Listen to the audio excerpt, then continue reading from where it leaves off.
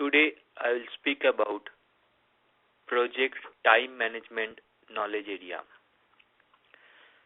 all the inputs, tools and techniques and outputs in this knowledge area. This is one of the biggest process or knowledge area in terms of number of processes. There are total 7 processes, and all those processes are in planning and monitoring and control process group. Starting with, we have a project schedule management plan. So every knowledge area you will usually find the first knowledge area as a plan for that particular knowledge area. Then here in schedule management we have define activities, then sequence activities, estimate activity resources, then estimate activity duration. After that you can develop your schedule. Then in monitoring and control we can control the schedule that you developed here. So let's start with the first one, that is the plan schedule management. This plan actually helps you to plan for all other activities in your knowledge area. So the inputs to this is project management plan, because your schedule management plan is going to be a subsidiary plan, your project management plan, and you need other knowledge areas plan as an input. So you just need the project management plan as your input. Then you need the project charter, where you will get some of the information about the project and the key resource assignment and all these details. So you need the project charter. Then enterprise environmental factors and the organization process asset are the two very common you will find in most of the knowledge areas. So and we know that what is enterprise environmental factor, which environment the organization is operating on, their organization structure, like it is a functional or matrix, and our process asset. Also we know that the asset we created for over the period based on the experience of your organizations. So now tools and techniques, we have here expert judgment, analytical technique, and then meetings. All these if we apply it, we will get the project schedule management plan. So once our plans are ready, then we can start with other activities on this knowledge area. So first one is the define activity. So if you remember in scope management, we created the work breakdown structure and we got the work packages. So now our work is to break it down to the activity level, so that any person can go and actually work on that particular activities to complete the work packages. So what we need for the define activities, we need the scope baseline, because here we will get the scope statement and the work breakdown structure and the work breakdown structure dictionary. Then we need the enterprise environmental factor, organization process asset, and the schedule management plan, where this plan will tell you how to handle this particular process. Now decomposition is one of the technique that you can just decompose that particular scope or the work breakdown structure to activity level. So decomposition is one main tools and techniques here. And the rolling wave plan, this means that if you don't know for the details of a particular work package, you just don't break it down, just leave it there and wait until you get the sufficient information to break it down. So that's the rolling wave plan. Then you will apply the expert judgment as well to create all your activities. So activity list and activity attributes, these two terms are very similar here, but actually the difference is activity list contains the list of all your activities, whereas activity attributes will contain the activity code, the predecessor activities, the successor activities, logical relationship, leads and lags, and then resource requirement, and constraint, your assumptions, everything will be there in activity attributes. So you will get a kind of matrix like structure where you will get all the details of particular activities and the related relationships. And milestone, you will get that's actually have no duration on the milestone. It's just a milestone point where you can just say something like on the December 31st you will complete this particular work packages or something like that. So milestone does not have any duration, just a point to know your project is on going as per your plan. Then we have a sequence activity. So once you got the activity list, you need to now sequence it. So that's the reason it is in the third process in schedule management. So what you need for this, you need the activity list, because that's the things you are going to schedule. Then activity attributes, milestone list, all these things you created just before in define activity. So you just need everything what you created before, and then you need also project scope statement, organization process asset, enterprise environmental factors, schedule management plan, and finally, based on these tool techniques, that predecessence diagramming method, where you'll just if you follow the PMO book, you have a very good examples there. So how to plot that PDM, and then dependency determinations, like one activity may not start immediately after the other activities, or there might be some lag leads, and there might be two activities might be started simultaneously. So there are multiple dependency. Based on that, you can just plot your PDM, and then here also leads and lags will give you that if you need a lead time or lag time to before or after the completions of a particular activity. So all these tools and techniques you can need to apply here, and then you will get finally the project schedule network diagram. That diagrams will tell you that which activities completion dates and starting date, and then if there is any leads and lags details on there. And the project document also gets updated, as because you will just update some of the network diagrams and all, then your documents will get updated. Now, the next one is estimate activity resources. So once you have created all your activities, now you need to know that which activity needs how much of resources. So for that, you again need all those things you already created. So activity list will come here. Then activity attributes will also be here. Then resource calendar. This will tell you like which resource is available based on what time, and then enterprise environmental factor, organization process asset, schedule management plan, risk register. This is one of the important things, because your risk register can tell you like if there is any risk on getting in a particular materials or resources during your project. So this is also one of the important input in this process. Then we have activity cost estimate. So the cost will come here, because you might need to optimize the resource requirement based on the activity cost that you can actually allow here. So now the tools and techniques is expert judgment, alternative analysis. So alternative analysis is required, because you might need to find out different alternatives and which is giving you the best best cost benefits and all.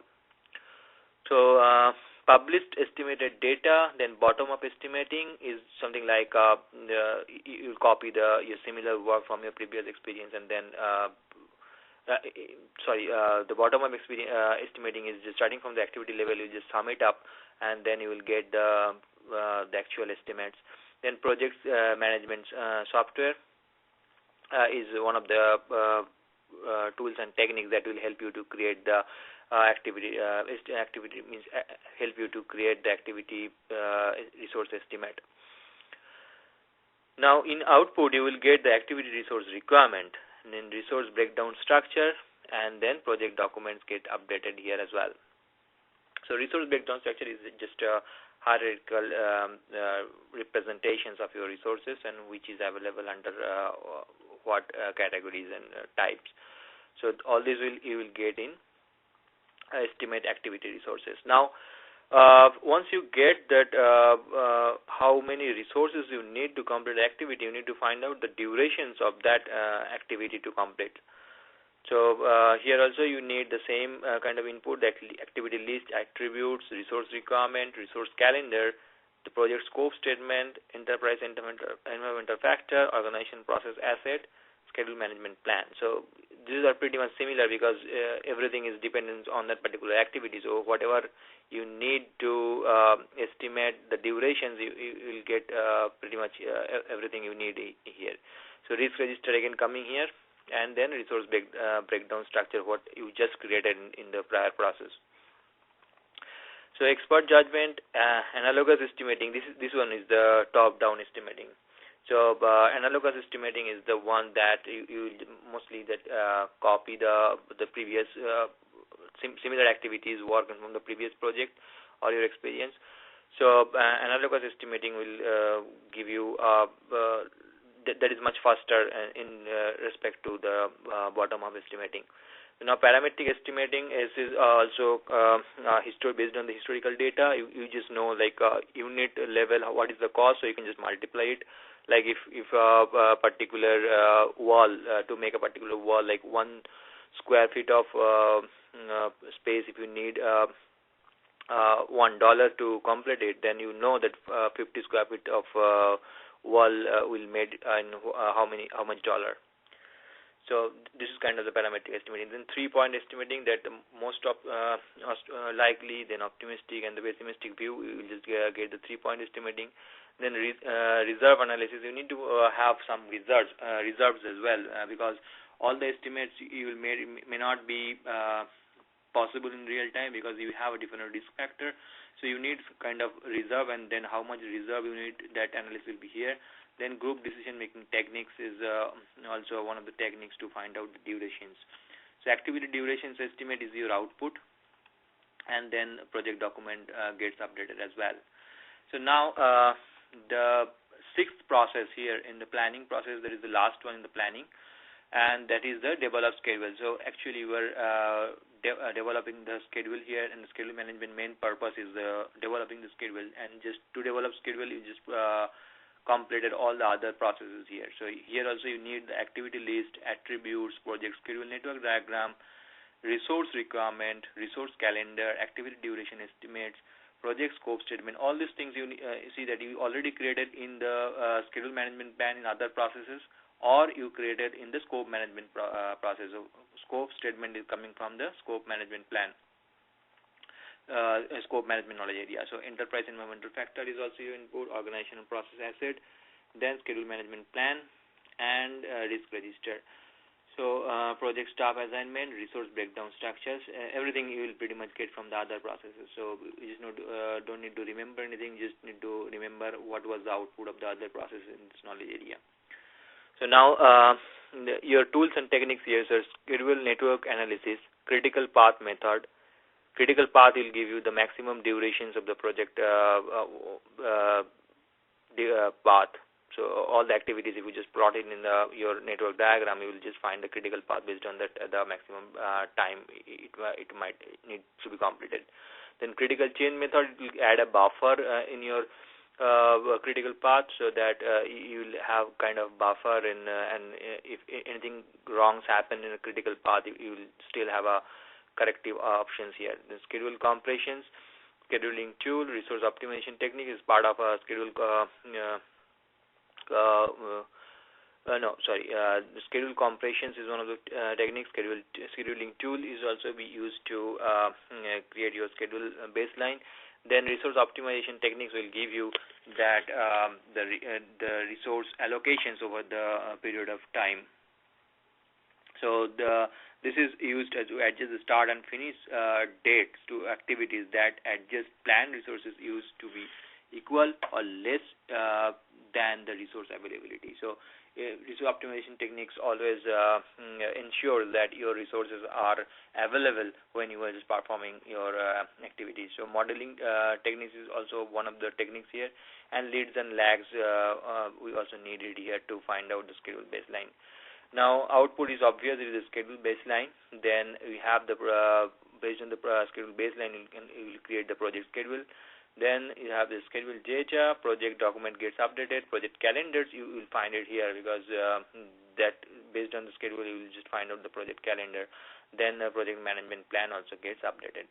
Now that was all in the project planning sections process group for the schedule management. Now one particular process is there in monitoring and control, that is the control schedule.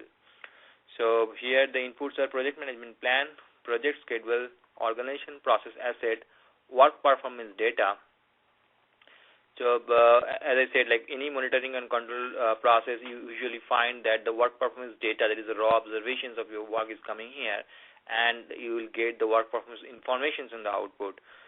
based on the comparison with your plan effort. So project calendar, whatever you just prepared in the schedule baseline, you will get it here, and the schedule data you will also as one of the inputs in the monitoring and control. So that's the thing you're just going to monitor in the monitoring and control process.